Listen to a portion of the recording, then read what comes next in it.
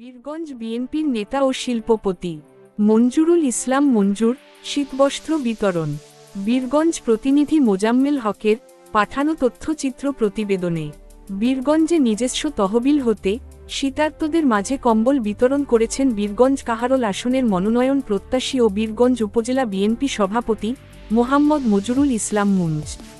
শনিবার ১১ জানুয়ারি বীরগঞ্জ উপজেলার পৌরসভার ৬ নং নিজপাড়া, ১১ নং মরিচাসহ উপজেলার বিভিন্ন ইউনিয়নের ৯০০ কম্বল শীতার্তদের মাঝে বিতরণ করেন।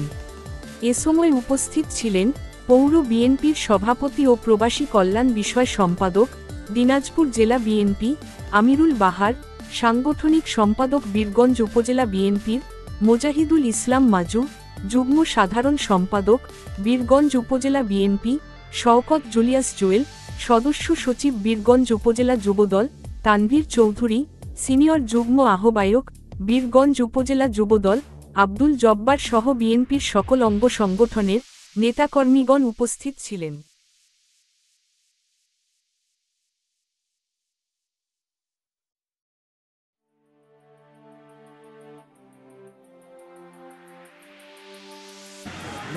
সামনে